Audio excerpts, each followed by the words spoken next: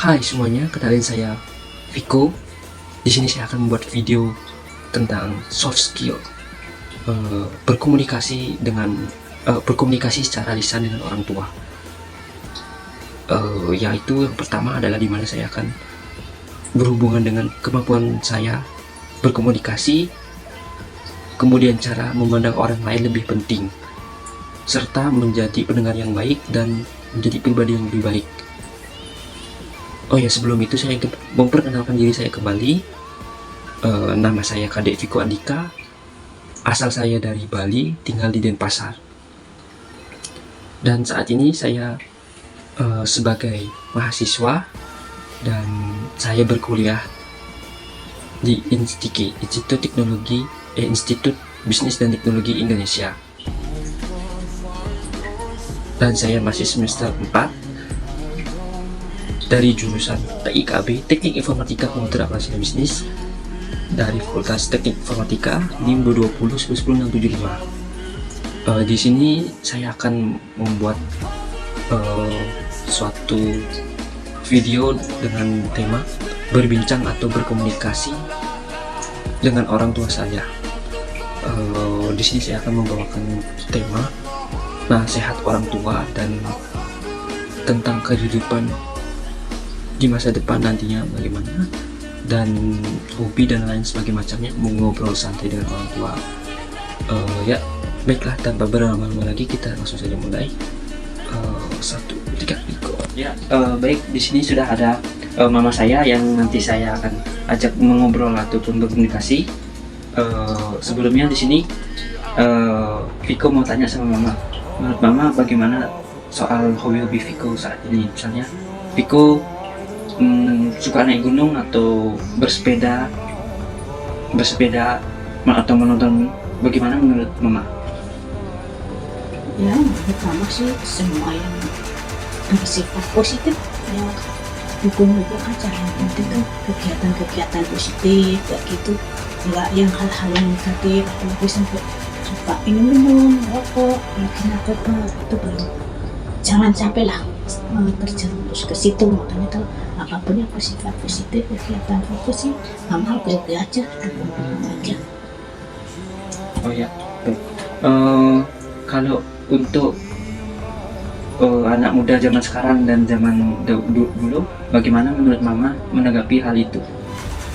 Ya, anak-anak zaman dulu, zaman mama sih, namanya zaman dulu itu belum ada sosial media, jadi orang-orang dulu kayak anak tuh bisa dibelakang kan, misalnya kan ya belum ada namanya HP, zaman dulu kan belum ada.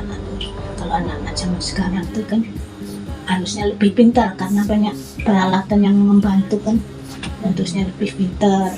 Cuma ya koreksi untuk anak-anak zaman sekarang tuh masih kurang sosialisasi sama itu, masih kurang. Kadang dalam satu ruangan bisa asik sendiri-sendiri, nggak berkomunikasi.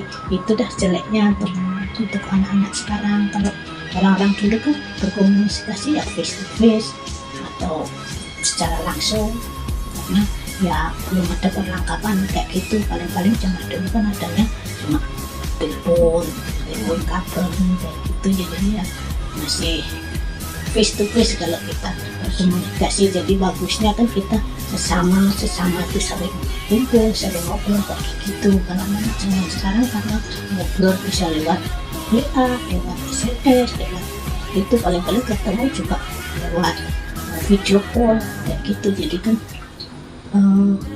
sosialisasi atau kebersamaan tuh untuk anak-anak zaman sekarang tuh kurang, jadi kayak individualis gitu anak-anak zaman sekarang. Menurut mama kan jadinya ada minusnya ya kayak gitu, jadi kurang bersosialisasi. Terus mengenai nasionalis juga anak-anak zaman sekarang tuh menurut mama masih kurang, karena kadang ada anak-anak yang udah mahasiswa, kadang dia bisa nggak hafal Pancasila, nggak hafal lagu-lagu nasional itu kan. Untuk zaman sekarang itu kan namanya kan Pak kurang nasionalismenya, atau karena di sekolahan yang kurang memberi pendidikan itu atau apa kan, anak nggak gitu mengerti kalau ajaran sekarang dengan zaman dulu. Zaman dulu tuh kadang kan namanya Pancasila sudah di luar kepala.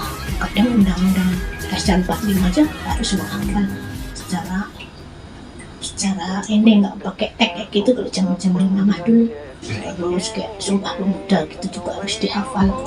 Itu ke anak-anak sekarang kadang mereka ditanya nggak hafal, kadang banyak yang kayak gitu. Mama jadi ini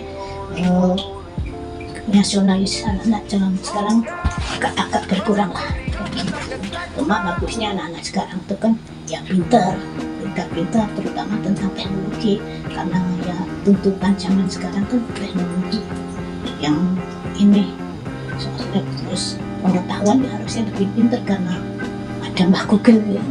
Mbak Google kan lebih apa bisa di Google kayak gitu. Contohnya kalau anak sekarang tuh banyak aja pintar-pintar, cuma ya itu menurut mama itu masalah sosialis itu aja yang harus diperbaiki lah. Untuk masalah sosial sama sesama kayak gitu harus mulai ada berkumpul sama teman-teman, bersosialisasi kayak gitu. Karena ya kayak Viko sendiri kan agak kurang kan masalah gitu, makanya mama suka mendorong untuk bisa bertemu dengan saudara, dengan keluarga Itu sih gitu. pasti Mama jadinya ya membangun komunikasi yang baik. soalnya kan masa depan itu kan juga nggak bisa kita berdiri sendiri. Suatu saat kan kita harus butuh orang lain untuk membantu kita. Misalnya kayak bisnis juga perlu relasi. Kalau misalnya kamu pengen apa gitu kan perlu informasi juga dari teman, dari saudara. Misalnya kamu pengen kerja di mana gitu kan, selain bisa dilihat di Google sama sekarang kan bisa dilihat di HP, tapi kan kalau bisa komunikasi sama keluarga sama teman kan juga lebih bagus. Jadi ini tanya-tanya gimana kalau masuk di sini, gimana kayak gitu. Terus kalau bisnis kan juga nggak bisa berdiri sendiri. Sekarang tuh kalau bisnis kan juga perlu relasi, teman juga gitu kayak Kalau untuk nasihat untuk Viko kedepannya mungkin gimana gitu buat Viko? ya itu yang penting kamu ya tetap semangat belajar tuh, harus pokoknya namanya belajar tuh nggak harus di kampus saja, di sekolah aja sih bisa belajar di mana aja. Jadi harus tetap belajar itu pertama. Yang kedua harus mulai aware sama lingkungan kayak gitu juga.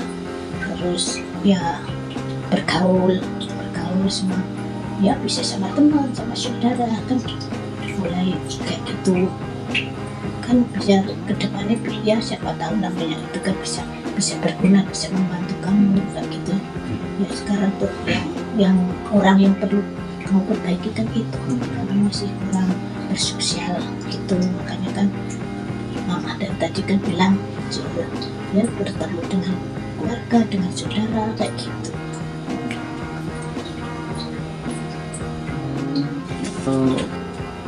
Sekian dari video saya. Sebelumnya terima kasih buat mama sudah bisa diajak ngobrol dan juga sharing dengan Viko di sini. Kalau gitu bisa kita akhiri sesi obrolan santai bersama dengan mama saya. Baiklah, sekian, terima kasih.